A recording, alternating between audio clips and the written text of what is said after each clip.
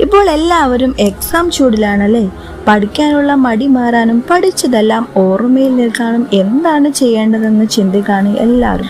ഞാൻ ഇന്ന് പറയാൻ പോകുന്ന ഇസ്മു ചൊല്ലിയാൽ തീർച്ചയായും അതിനൊരു പരിഹാരമാകും. പ്രത്യേകിച്ചും ഈ ഒരു പരീക്ഷാ സമയങ്ങളിൽ ഈ ഒരു ഇസ്മു ചൊല്ലാൻ ആരും മറക്കരുതേ.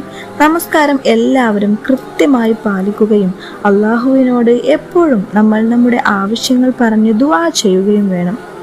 കൂടാതെ നമ്മുടെ മാതാപിതാക്കളെ ഒരിക്കലും വേദനിപ്പിക്കാതിരിക്കാൻ ശ്രമിക്കുക. അള്ളാഹുവിന്റെ കോപത്തിന് വഴിയൊരുക്കാൻ അത് കാരണമായേക്കാം. പ്രധാനപ്പെട്ട നാമമാണ് പറയാൻ പോകുന്നത്. യാ ഖയ്യൂമു യാ അല്ലാഹ്, സ്വയം നിലനിൽക്കുന്നവൻ, എന്നും അവശേഷിക്കുന്നവൻ എന്നാണ് ഈ ഇസ്മിന്റെ പഠിക്കാൻ തുടങ്ങുന്ന കുട്ടികൾ ഈ ഇസ്മു ചൊല്ലിയാൽ നന്നായി പഠിക്കാൻ ആഗ്രഹമുള്ള എന്നാൽ ബുക്ക് തുറക്കാൻ മടി കാണുന്നു എന്നുള്ള കുട്ടികൾക്കെല്ലാം ഉപകരിക്കും. പഠിക്കുമ്പോൾ അനാവശ്യ മടിയും ഉറക്കം